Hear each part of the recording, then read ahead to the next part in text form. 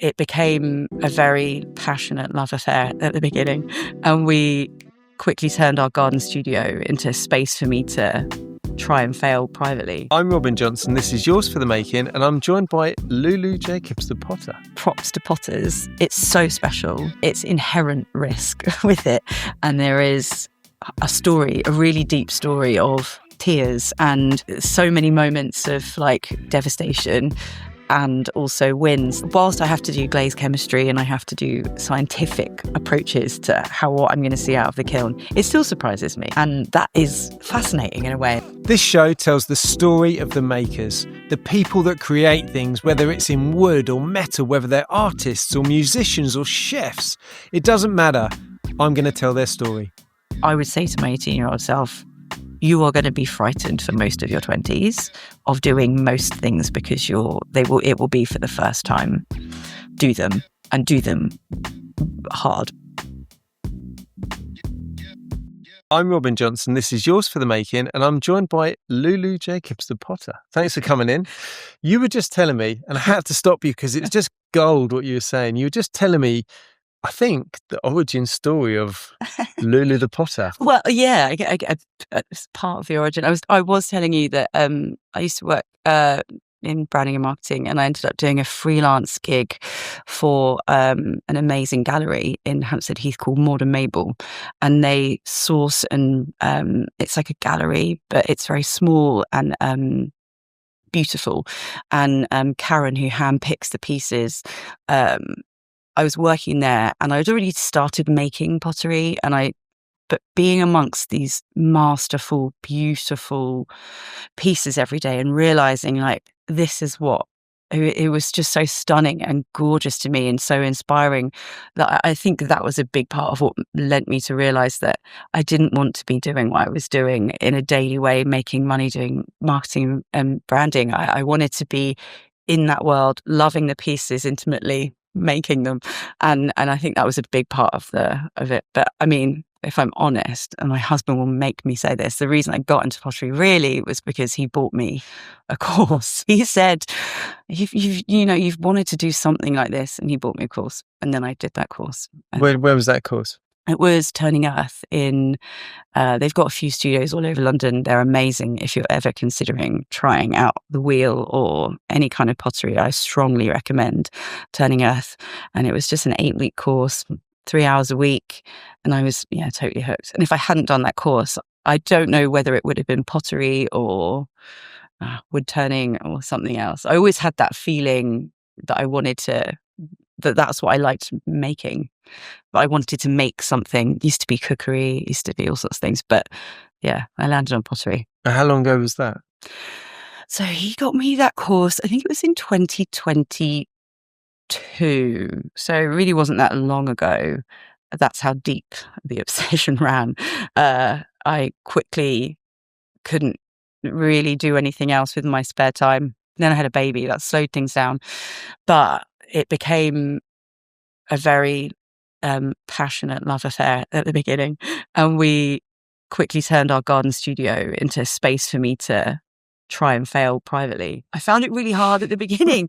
I don't know how try and fail privately, right? Because when so Turning Earth, what they offer is courses and classes that you can do, but then you can become a member of the studio and use the space at will, kind of. You can just go in and fire things and glaze things and use all of their stuff, and they help you along the way. There's great technicians that can kind of guide you, so you can be pretty much a beginner and still have that freedom to take whatever road you want to take.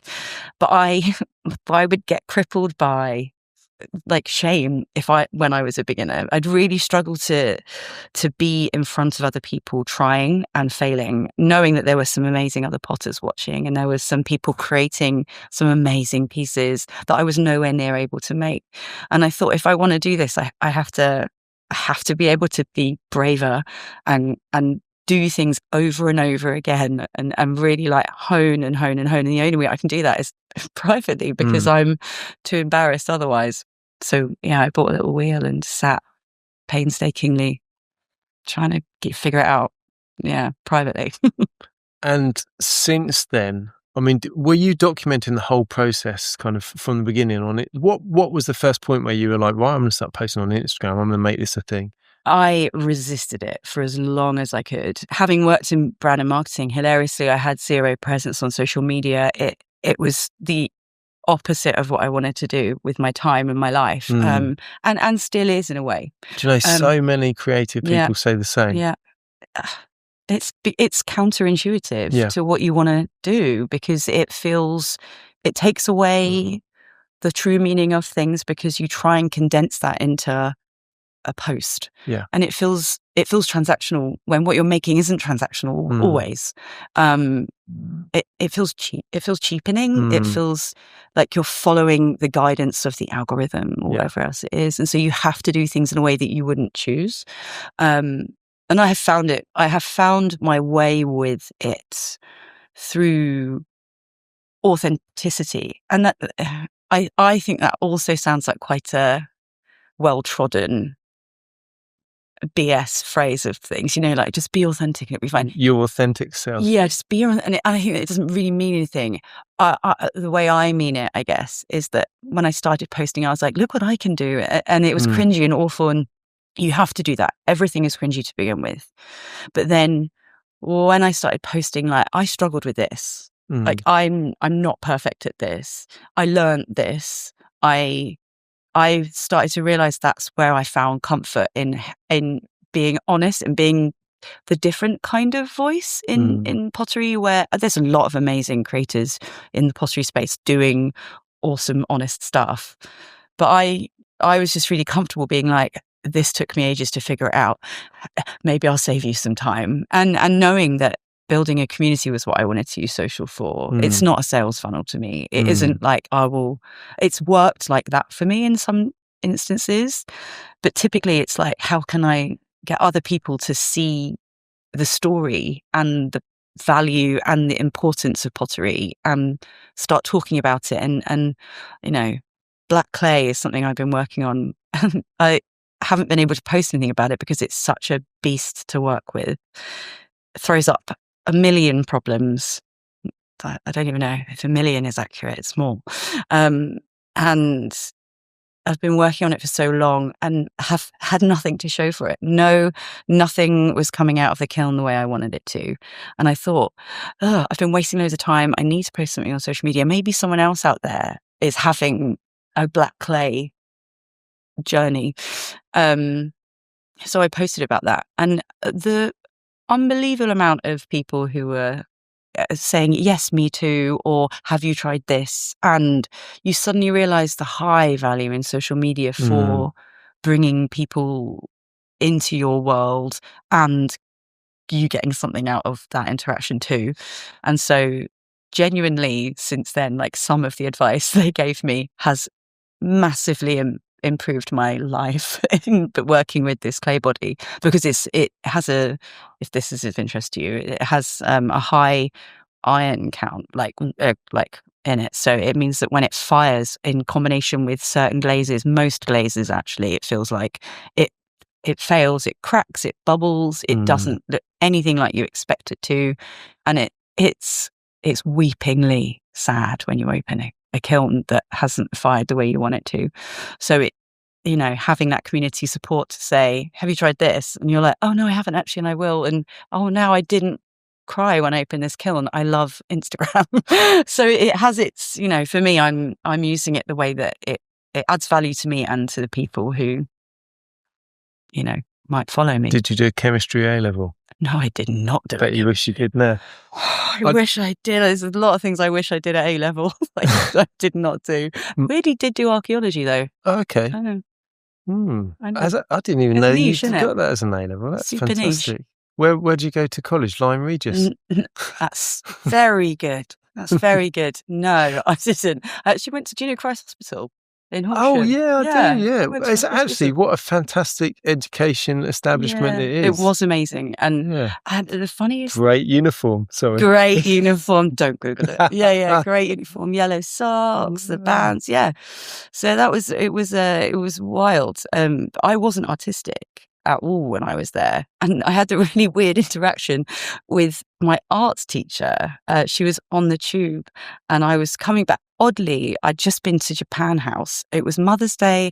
My husband had said, go and like have a day and do what you want to do with your day. And I said, I'm going to go to Japan House and see this amazing exhibition, which I think is now finished, but it was just amazing. So I was in my like, is this the tea? Yeah, well, they have ceremony. They have tea ceremonies there, but they had an exhibition, and I won't do this justice. I think it was called Hayaki. I can't. It was I won't say it, but it was a collection of amazing Japanese makers from ceramics, and it was just a beautiful exhibition that was so rich with pieces. You didn't feel like you were seeing things in like a guarded, gilded box. It was in front of you on a table, and it was amazing. I that was the best exhibition I've ever been to.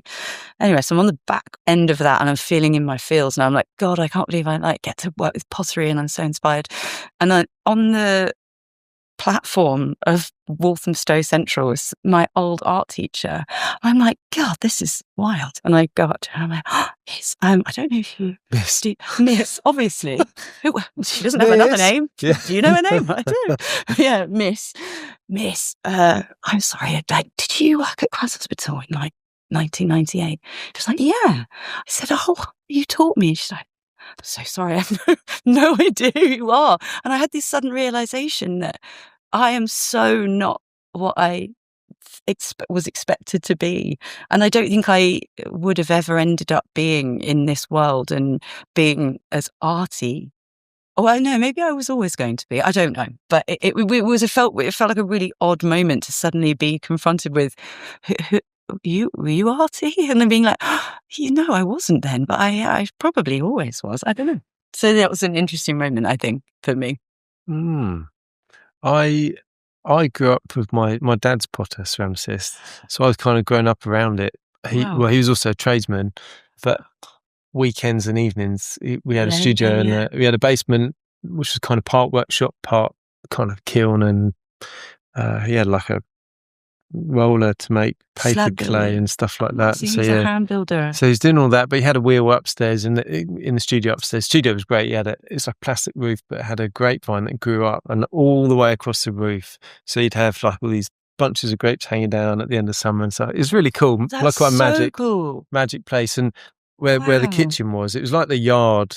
His studio was what would have been the yard, but he just put a kind of a plastic 80s lean-to roof on it. Right. But our kitchen window, you'd be at the kitchen sink, instead of looking across the yard, you'd be looking into his studio. So it was quite fun. It's dreamy. Yeah, I mean, did you ever try? Or? Oh, many times. Yeah, wow. I was the classic. Get on the wheel, put a load of water in my hands, make a slightly phallic shape, which would then fall off and fly across the room, and I get covered in stuff. That's as fun as anything else. Yeah, and when we they've moved to France, their mum and dad. When we go down and see my kids have a go and stuff like that, and I think Dad's decided that it's probably the wheel's not the best thing to teach children, but he gives them, like, rolls them out, little bits of clay, and they kind of push together bits of animal and make little roll cups or whatever. But so I understand what you're talking about, and the glazes interacting and stuff. And I remember Dad had this kind of old part of the dresser that he'd screwed up onto the wall, and he must have had 1,000 different jars of glaze.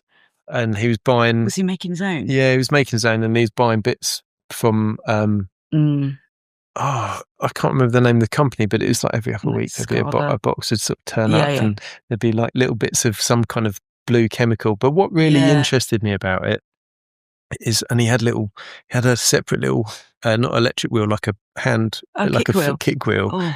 But he'd made it into a spray booth at the same time, so he could kind of had a little extractor going out into the toilet, and he'd kind of kick wheel and spray the glaze on. He's like very Heath Robinson. You're literally describing my dream scenario. I live in Walthamstow. My space is so small, and like that, the idea of being able to casually get a spray booth is just. I mean, we're talking like that big. Oh, you've described the size of my studio, I think, there, to be honest. But I mean, that's so cool. You need an extension on your garden room. I do. I need an extension. 2-story. Yeah, that's it. That's the thing. He'd gone down into the basement, right? And it kind of half the basement was now taken over with this thing. And the kiln that he had, when he turned it on, because it was 3-phase. I think they had to bring 3-phase into the house especially. But when he turned it on, every single street light would dim, and all of our neighbours would know when Dad was firing the kiln at night, because all of their lights would kind of and then go back on again. But it would dim the entire street. I've been lucky enough to install it on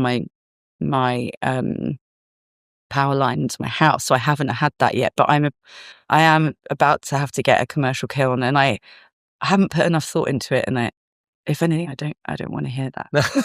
But I think things have moved on a little bit. Okay, hopefully. But yeah, it was quite funny. But I remember what you were saying about the glazes and stuff. He was experimenting all the time. Yeah. You know, what I gathered from watching him is that for every 3 attempts, 1 might work.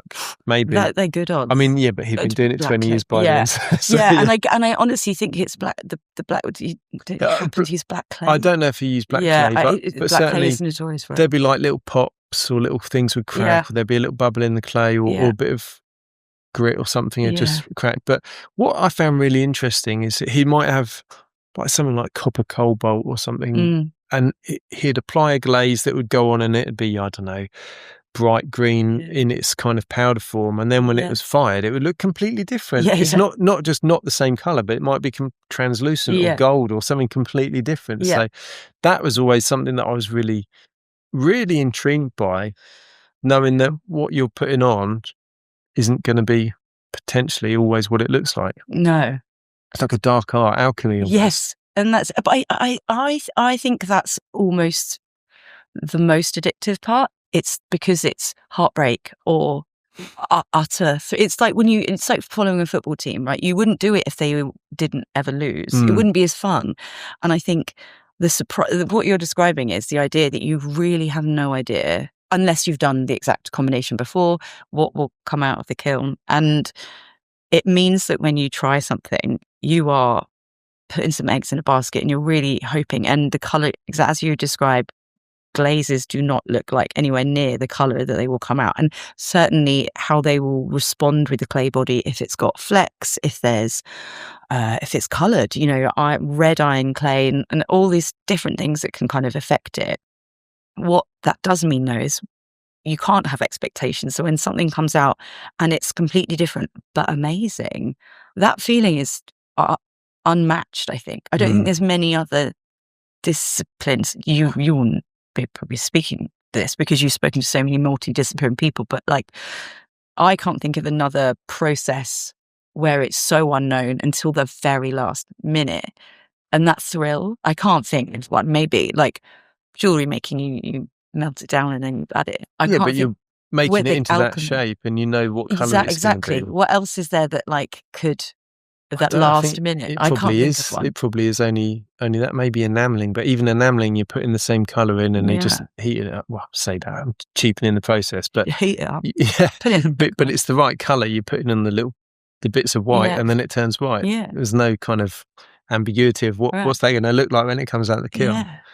Yeah, so I hadn't really considered that. And I think that's almost props to potters and also to handmade pottery.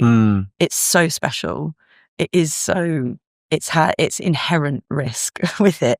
And there is a really deep story of probably 20 million tests and tears and so many moments of like, devastation and also wins, that when you finally have the piece. I mean, my husband doesn't work in the crafts area, so he just bears witness to what I go through, and he's just like, you got to stick with it now. You've been doing this one test for like 3 weeks. Just go on, you're going to get there. And I'm like, I don't think I've got anything left to give this clay.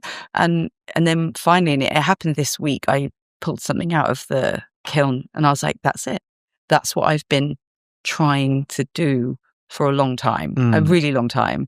And it was, so cool and so exhilarating. And oddly, I opened my kiln, and this was, I've learned from this, but I opened my kiln past midnight, and seeing this pot that I had been just really trying to finesse pull out of the kiln, I had an adrenaline rush of such high degree. Oh, that's just what you need at midnight. Exactly. And so it's like, I was just sat there being like, and it's no one to tell at 1:30 in the morning. And like, but I think that those special moments, I'm sat in my kitchen looking at this pot thinking, oh, I did it. I finally did it. And that's why for me, pottery is addictive, because it is a dopamine hit. It's a thrill. And it's also heartbreak. But yeah. High drama. Really high drama. I bear witness to a lot of things going wrong, going right at home. What I find quite interesting now, though, is that when I was a kid and Dad was kind of trying to sell his work, he joined a group down here, the Clay People of Hastings, they were called, and they used to do an exhibition maybe once every 6 months, once a year or something. So they'd all group together, they'd hire this exhibition space, they'd all group together and have a little area where they showed all their stuff. Of course. And I remember Dad making bowls, and he put his little handwritten prices next to it and stuff. And that I remember asking him as I got a bit older and was looking at the prices he was putting on. I remember asking him once, how long did you take to make that? He said, oh, well, if you think about the tests that I did, and then this, and then that, it was probably about 350 hours. I'm like, Dad, you're selling it for 100 quid. It's awful, isn't it? You can't. Awful. What about if you took away all the research and development and testing and just the time that you spent on that one piece? Don't count the time that it's in the kiln, but just your hands on it. Yeah. How long do you think you spent on it? Oh, yeah, probably 20 hours. Dad, you're selling it for 100 quid. 20 hours. It's like, yeah, but no one's going to pay more than that. Like, oh my goodness. It just seemed like the scale of input to potential gain was just way out.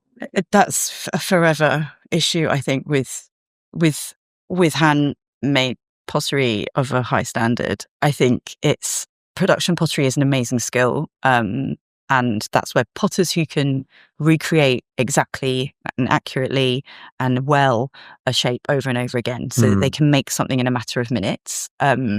Such an amazing skill, and I want to be able to. I can do that to a degree.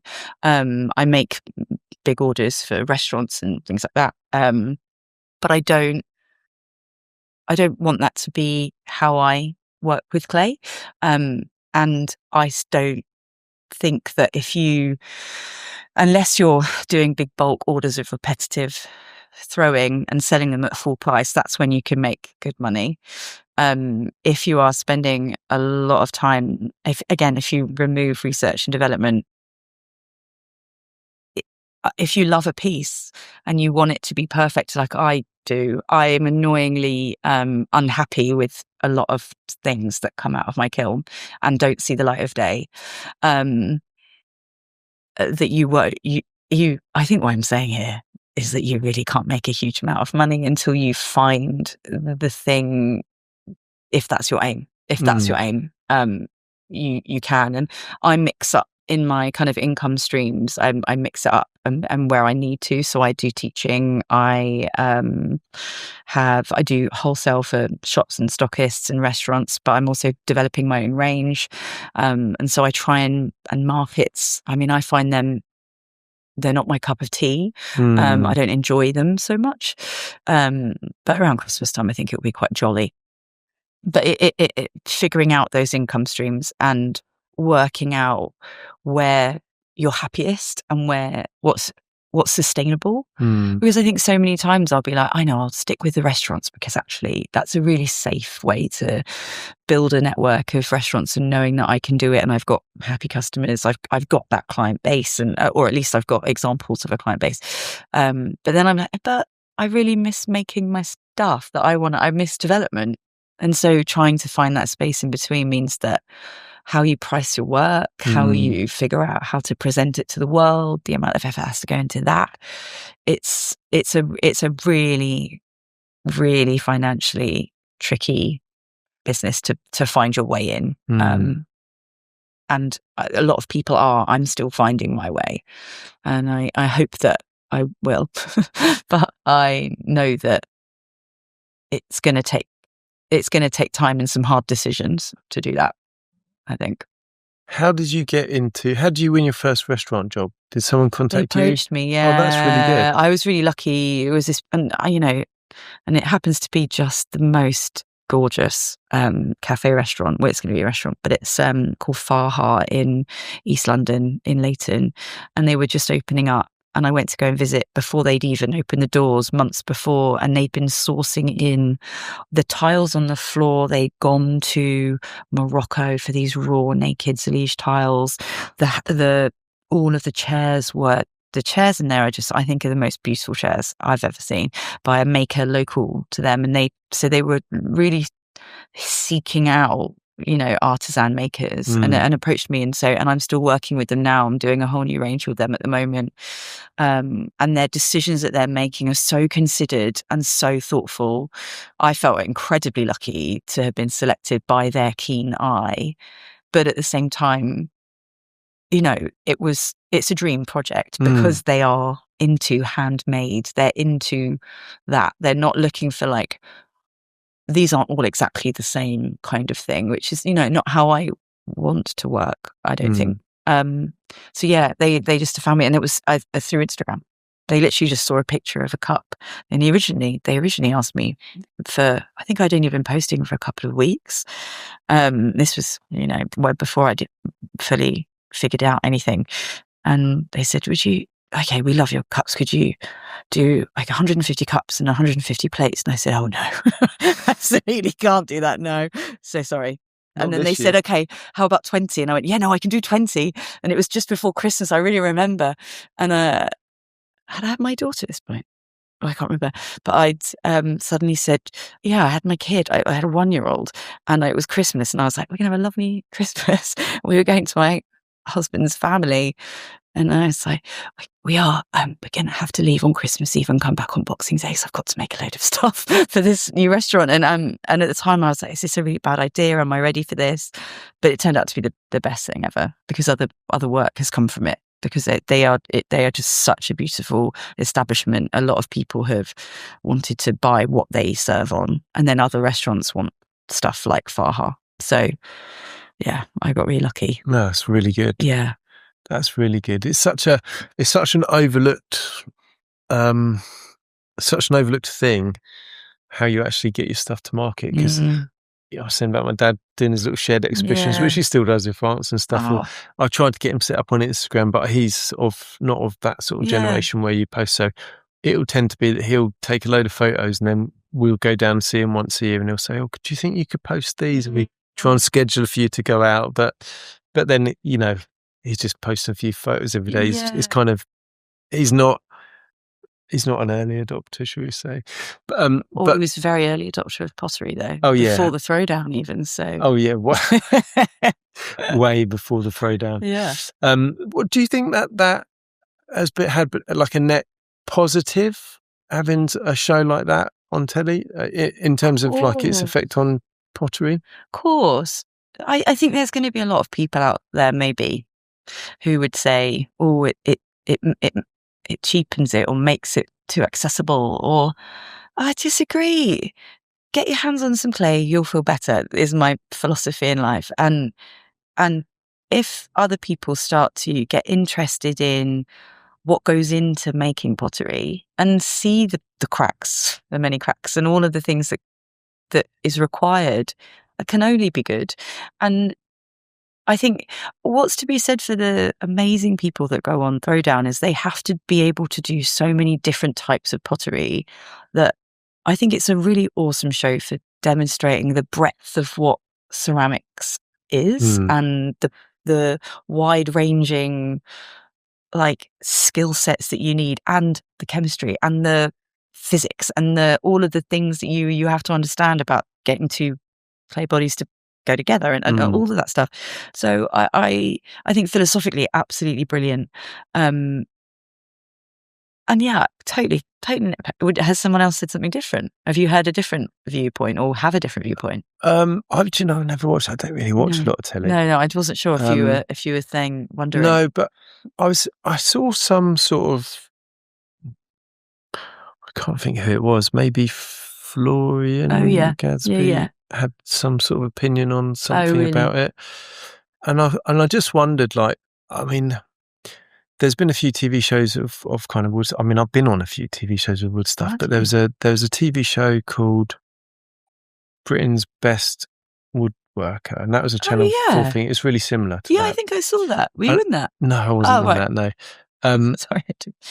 But like, I think the problem with that essentially was the name of that show, because it took people that were amateur hobbyists. Yes. Put them in this situation, threw them in where, it's very broad church woodworking, and people might have had a bit of experience in turning or furniture making or joinery or whatever it is, and they were kind of thrown in and given these tasks. Similar sort of, exactly the same format, really. Yeah. But I think a lot of people that did it for a living were quite offended, almost just by the title of it, because it could have been called Britain's Best Amateur Woodworker or whatever it was. Yeah. And I think the expectation was set really high, and what was kind of delivered maybe wasn't. I don't know. I didn't watch it, so I think I watched 1 or 2 episodes and was like, oh, okay. Yeah. But so I wondered if there was a bit of feeling like that amongst the pottery community about this show, but not being watched it, I'm sort of. I don't think I'm a good mouthpiece for the pottery community. I think I'm not diehard like a lot of the older, and that's not age thing, but like people that have been deeply within it for a longer period of time than me. Graduates of the Royal Academy of Arts. That's it. All of, and they are the best of the best. There is, and their opinion is everything. I'm very much of the. I love it, and I'm untrained in your eyes, and I've put the hours in, and I'm working really hard, and I love other potters trying hard too, and it's all about talking and being open and not gatekeeping it. It feels unkind, I think, to not just embrace any opportunity to talk about pottery and share the amazingness of it with other people. And so that's my general but yeah, I'm hilariously not an expert. Just by on. My dad had kind of mentors, but I remember as a kid he'd go and this chap lived in Winchelsea on the beach, Michael Crosby Jones, and he was an incredible potter. He's deceased now, but he lived down on the beach, and it's all Pebble Beach, but he made really beautiful stuff, and it's just him and this kind of whole plot, and he had like all the allotment growing within the pebbles and all these different kind of vegetable patches, but pots everywhere. People would drive down the road and just stop off it. It was almost like one of those, like a studio that you go to in Tenerife or Canary Islands, and you pull up and they've got everything there, and they're growing crazy plants, and you go and buy the pot or the sculpture or whatever. But it was a mad place to go as a kid, because it was it's just wild stuff everywhere. But I remember Michael was telling me about a clay, your black clay experiments remind me of it, but he was getting the clay from the beach. I don't know if you walked on the beaches down here, but you walk on the kind of murky, horrible sand, and then every now and again you feel fish in, and it's like this horrible kind of bluey grey kind of beach clay. But he used to go and collect that at low tide and kind of sift the sand out of it, try and dry it out, and then he'd throw like goblets and pots or using that. But what he said was the most exciting thing about it is he'd throw quite a lot of taller, I don't know, vases or taller goblets or whatever, because he said even when you fired this clay, it'll just start to sink. So he'd have these, he'd made a load of them in a line. He said, I made that one 5 years ago, 4 years ago, 3 years ago, and he'd essentially thrown the same shape, but over time they'd slowly started to sink. Not in the kiln, over time. Yeah, over time. Yeah, after post firing, it would still continue to move, because he said it's part of this. I think there's a petrified forest down in Winchelsea, so maybe it's a carbon thing. I don't know what it was. That's fascinating. I've never heard that. It just constantly sink after firing, but very slowly. Very, very. Yeah.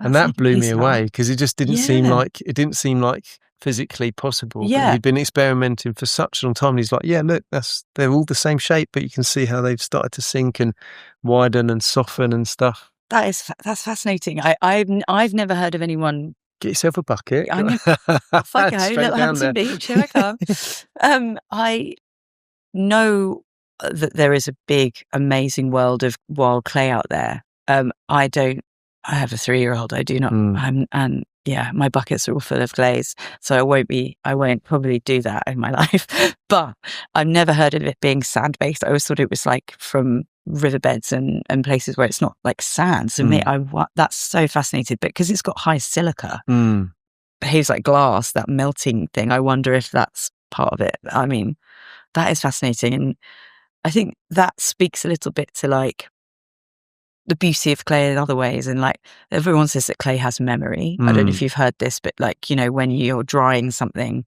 if you don't weight it down, it will spring to wherever where it used to be, and all of that stuff. And as time has gone on, I think I've become increasingly, as other people would maybe say, like woo-woo about clay. And I think at first I was a bit like, I'm making a pot, guys. It's okay. Like, calm. But now I'm becoming more and more surprised by it, and it doesn't whilst I have to do glaze chemistry and I have to do scientific approaches to what I'm going to see out of the kiln, it still surprises me, and it still gives me things that I wasn't expecting, and that is fascinating in a way, and it's like means it feels more alive. So that story gives me that feeling of it having something else that you can't fully ever understand, and it being alive in some way, having memory and all of these things. I won't go on. I don't want to, get too woo-woo with it, but I do feel that way with it. I'm like, this clay, man, it's got something going on in there. It's very cool. And what's your favourite thing about pottery and working with clay? Is it escapism? Is it quite nice to go out into the garden room and be like, see you later, world? I think that's a really big part of it. I think it. I always wanted to make anything I could. I was always someone that would be like, it'd be really fun to make that. So I didn't really understand what that meant when I was younger, because it was a bit like, what's making it? But now I realize now as I'm older, I'm like, I love the end-to-end process of taking something from nothing and turning it into something that is something else. I think there's that satisfaction, the deep satisfaction of taking a bag of mud and turning it into something. There's that. But the escapism is a really big thing of it too. I think watching a wheel turn in like hypnotherapy over and over again, and you can control this thing. It's so meditative, hypnotic in a way, and peaceful. And I think in the world that we live in, and the world that I've built for myself, happily with a kid and a busy social life and loads of stuff going on, is like hectic is a part of my daily experience. So tootling off to the end of the garden and sitting and just like zoning in and like, I don't know, putting some James Blake on and then just like zoning into it, it's totally amazing. It's like, but only the older albums. The new stuff's a bit shit. Disagree. Really? I went to see him in Brighton with my sister a few weeks ago, the new album, and I thought it was completely amazing when I saw him playing it live. So I challenge you on the new album. I haven't seen him live yet. Okay. But, it's a challenge to you. Old, like, a couple album, Retrograde. Can't argue with Retrograde. William Scream, all those kind of ones. I love it all. That. But I just feel like think of that music and then being at a pottery studio, right? It's like, it's just got a vibe, for want of a better word. Do you know what? Actually, that does bring back a lot of memories, because Dad would always have music on. Right. Always have music on. It was like it was escapism, definitely for him. But he'd have music on whilst he was kind of thrown down. Did he down. train at all? Or he studied under Michael Crosby Jones. Oh, so he studied under him. But, it was like informally at weekends. Yeah. And then he studied under a couple of people. And then he went to kind of, as he was maybe moving towards retirement, he went and did I want to say, maybe is it HND? The Hastings. I think it's great. HND. Or whatever it is. It's almost like a degree. BTEC, but creative. Kind of, yeah. Hastings College actually had one of the best art departments in the entire country. Really? If you wanted to go to Central St Martin's or Canberra or one of those at Royal College, the best access course was to go and do an art foundation course or whatever they called it at Hastings Wow. College. They had the best tutors in, like Stella McCartney. She studied there. Really? Paul McCartney lives up the road, so she kind of got up here. But that feels right. but like she didn't have she didn't like the commute. Yeah, but the art foundation course that Hastings College did was one of the best in the country. People come from overseas to come and do just this 1 or 2 year course in Hastings, because they knew that the tutors were the best in the country, but also it was almost like a given that you're going to you get into one of the top universities if you wanted to go and study fashion, fine art, ceramics, whatever it is, sculpture. So he went and did, just as that old building of the college, which is now knocked down and been turned into flats, but just as that was kind of coming to the end of its life, Dad went and did a 2 year course there. And the tutors that he had, Alistair Knights, who's a friend of his anyway, and we grew up with his son. He was a really good potter, and another chap, Tony, God, I don't know, the name escapes me now, but he's still around and he's really, really, really talented. But Dad said when he went there, it was just, he was making really nice stuff anyway. Wow. But when he went there, it was great because it kind of challenged him to do different things that he wouldn't have necessarily thought about doing. So I certainly, before I took the route that I'm taking, I really strongly considered going to Clay College in Stoke, which is this amazing course. It's 2 years full because time. there's quite a heritage of ceramics up. Yeah, that Stoke way, is like because they've got the big kilns. It's the hub. It's the kind of the kind of birthplace of it all. And they've got an amazing Clay College up there, but it's a 2-year full time course, and I've got a kid, and like, I don't know, I just feel a bit too old to do that now. I know that's terrible, but I knew that it wasn't feasible for my existence to be able to do that. So I take short courses and do training with other masterful people to build my skills where I need to, and be selective about my learning. But what your dad did sounds so valuable. So go and do the things that you haven't selected. Like 50 when he did it. So that's so cool though.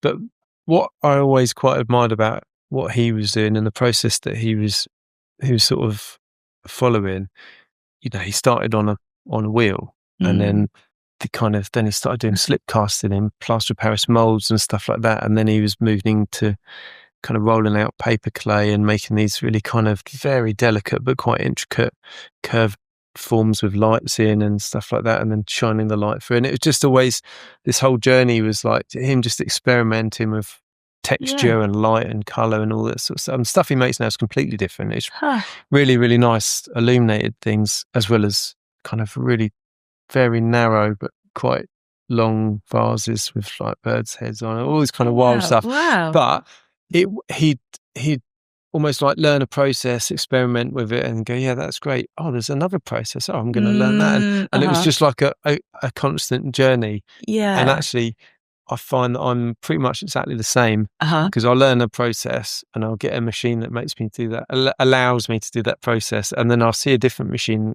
that can do the same process, but a bit faster, or better process. And I can do something else and do something else. Yeah. That's why I've ended up with 5 workshops full of machinery. But do you see it as a disadvantage or an advantage? Well, you met my wife earlier. I think she might say it's a disadvantage because we don't go on many holidays and stuff. She's being very polite. we don't go on many big holidays or have like lavish kind of luxury. So there's a disadvantage financially, but the advantage is we can do everything. Anything and everything in wood, we can do it. Oh, I think that the way of thinking is advantageous. It sounds like it to me. It sounds advantageous to your dad, who's developing a body of work that is free. Constantly evolving. It's free because I'm trapped in a way. Trapped sounds strong. I'm very happy to be trapped. It's not that. It's more like I've got a client who demands a thing. I'm known for a thing, and I recreate that thing. And a part of me, in what I was saying earlier about like, do I pursue the restaurants versus my own range? It's finding happiness in it, and you can get hamstrung into being known for something, and it sounds like your dad has lived without that, the shackles. Well, he's never of that. really sold apart from occasionally. Right. He's like the worst salesman you'll ever meet. I think every potter is to a certain to a point where he's actually talked people out of buying some of the stuff by saying, "Oh, that's not that, that's got a few problems with it, that one. You don't want that." Whether he's the best, the worst salesman, maybe he's like that's creating demand. Sell me the pen from Wolf of Wall Street. He's almost doing that. You don't want that one. No, I can't let you have that. This is matrix stuff. But he sort of talks people out of buying stuff sometimes. But what I find interesting is I wonder if, because he hasn't sold loads of stuff, that's maybe made him think about doing something new, or maybe he's just not into selling stuff at all and he just wants to make for the sake of making. I don't know. I wonder whether if he has had the golden cage that you're describing, whether he would have experimented, or whether he just would have made the thing that sells. Right. Because it's a funny thing about the boundaries that you put on your making and what you're doing, and where they are advantageous to you and while they're not, and there's always going to be that mix. And I wonder if your dad, maybe if he were born into the generation of being able to use Instagram, he could have well have been doing exactly what he was doing, but posting every now and again, and then got seen because he's exciting to be changing all the time. And I think there's a big distinct difference between, art, pottery, and people making art and people making functional wear from the point of view of social media. I won't speak to the more bigger picture of that, but if you're selling cups, your aim is to kind of get in front of consumers. If you're an artist, you want to get in front of collectors or appreciators and establish yourself as the story. And I think that it sounds to me like your dad is an artist. It sounds to me like he doesn't need to do much more than just share and be available to show the story of it all. And that evolving story, it will, to me, sounds exciting. Sounds like what would be the coolest snapshot to have of, like, whenever Florian Gadsby does a post about, I looked at all the cups I've made since the beginning of mine and to the current day, and I look at them, how they evolve. I'm like, God, that's so amazing. That's also what I love about pottery, is it's a snapshot of a time period of where your skills are or what your tastes were. And I have that in a way. Mine's much cruder. Mine's more like, oh, when I couldn't throw in, now when I can. And it's a bit black and white at the moment. But for your dad, that tableau of his creative life, not kind of channeled into functionality or sellability, that's just cool. He made me dinosaurs. I was really into dinosaurs as a kid. And he made like these slip-cast eggs and these little Triceratops babies coming out the eggs for Easter once, and it's the whole thing like this. Well, look, this is the perfect analogy, right? Yeah. For my daughter, I made her a mug. Well, for her birthday, I made a load of mugs for all of the kids to paint with underglaze, and we made the mug. But that's so funny that your dad was able to go, right, I'm going to make him a dinosaur. I'd be like, I'll make a mug and put a dinosaur on the mug. It's sort of that channel vision that I have to have that your dad doesn't. That's very cool. He did, because I love dinosaurs and nothing else. Yeah, you would have just been like, I need an actual dinosaur. Yeah. This mug is not welcome. But yeah, very cool. You mentioned Florian. I mentioned Florian Gadsby a minute ago. I mean, that guy, he works on his own as far as I understand, but the volume of work that I see he put out, like, that's quite an industry, a one-man industry, I think, that he's got going on there. It blows my mind. It truly blows my mind. He is unbelievable. Not least, and the behind the curtain of it all is that I wonder if also what's as time consuming is making that beautiful content that we will see and revere. That can't be easy to film and get those beautiful shots and that amazing lighting, and to film every little piece of your day on top of making that amazing body of work. I think he drops like 3 times a year, so he's doing all of those big kilns and those 300 pieces. Sells out in 28 minutes. Oh my God, that's what he said. Yeah, I think it's less. I think a lot of people don't get. I remember seeing a poster who was like, "Can everyone calm down? If you didn't get a piece, I have the process I have because I chose it, and I'm sorry." And people get irate. He's so amazing. He's built for it. He's built for it. Have you read his book? Not yet, no. Oh, read it. It's fascinating. His lifelong journey with it. It's called By My Hands, I think. Yeah, I think I've seen it actually. Yeah, have a read just to get an understanding of the scale and scope of his pottery passion. It began like, was it Steiner's School? I don't want to get it wrong, but he went to a school where he started it there, and I so few. As discussed, I went to a school where we had a really great art department. Don't think we ever did ceramics. I can't remember it. It didn't land with me if we did. And I think he's just had this love and lifelong thing with it, and he's amazing. Yeah. And then in contrast to that, you do have people on social media who are probably making loads of money doing ceramics. Right.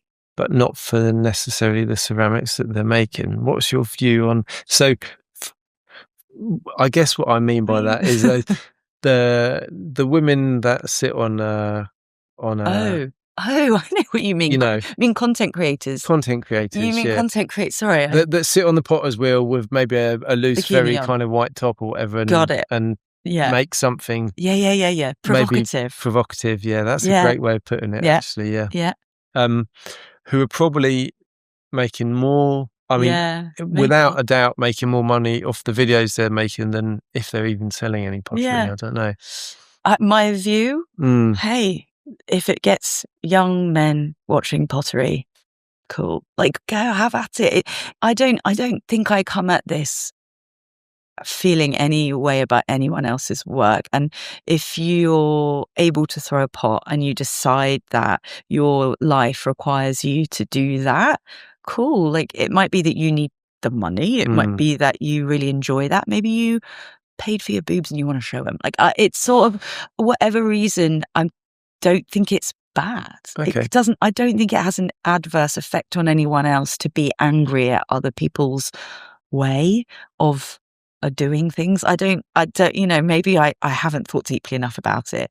I certainly one thing that I think is a succinct way of thinking about it. Like, when I approached my social media, I had a chat with someone recently who was at the early stages of their building their followership, and I posted something, I lost a load of followers, and it made me really sad, and it was just whatever.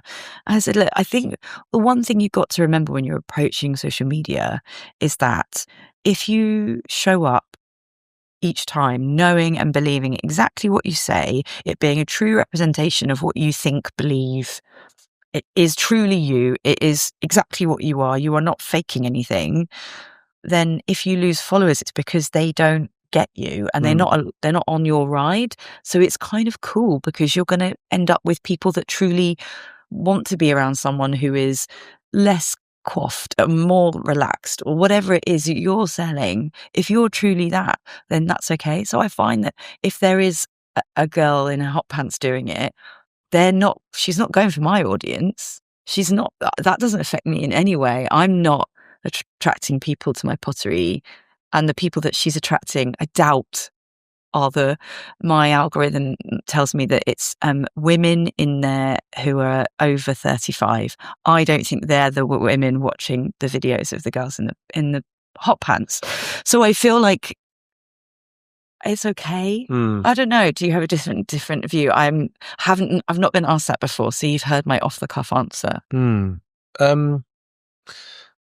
No, I think people can do whatever they want to do. Yeah, if that's what they want to do, and it's paying the bills, then fine. Yeah.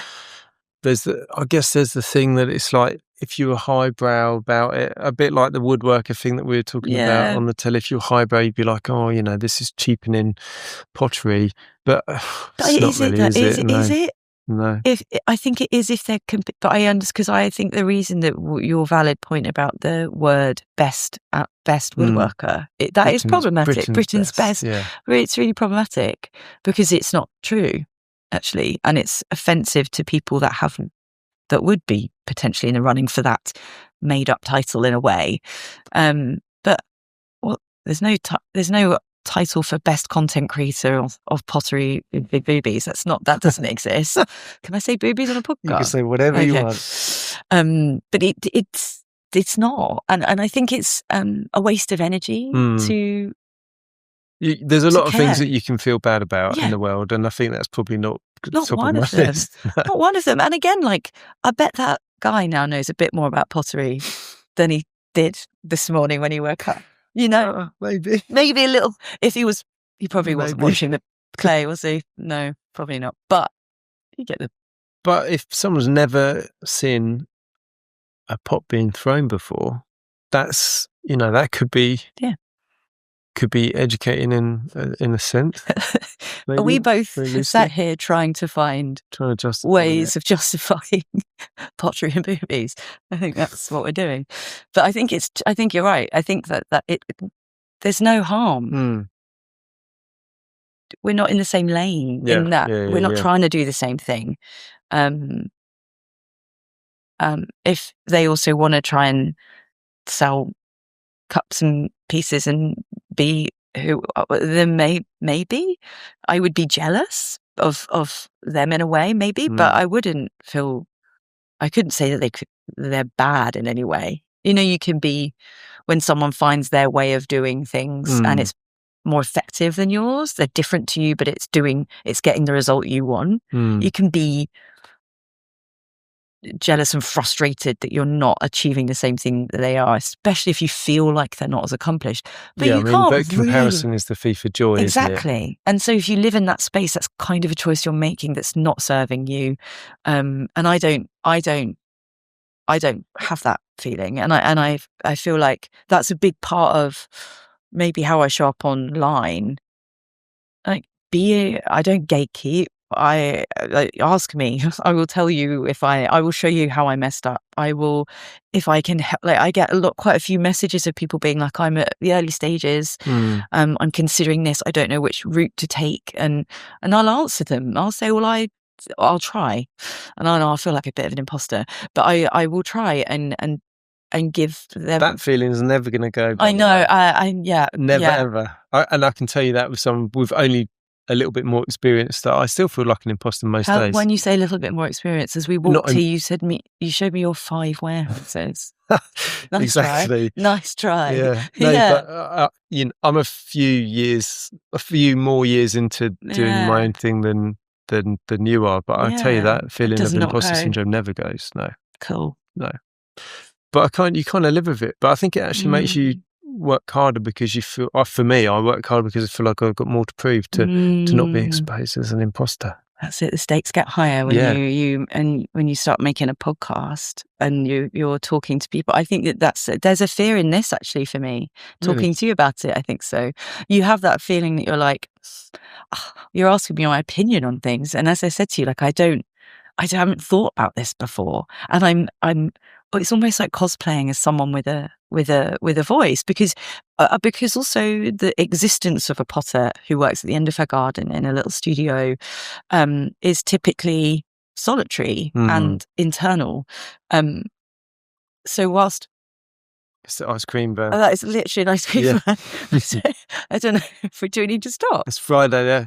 They literally come and pull up. Some for the weekend, sir. Well, this is great for us timing. Are we nearly done? Brilliant. Do you genuinely need to wait, or? Oh, he's gone now. Oh, he's gone. Damn. He's gone. I was going to have a Mr. Whippy and everything. So you were saying, as a potter at the end of your garden. Yeah, that when that imposter syndrome has nowhere to go, you just sit in there thinking like, I'm not qualified for this. And that's when coming to social media actually has value in forcing you into showing off something that you've made, which I think I'd be like your dad. In truth, I would love to never show or sell a piece ever. I have many a time like not sold stuff, and I give stuff away all the time. I'm like, that's not perfect. You just have it. I do that all the time, and my husband tells me off all the time.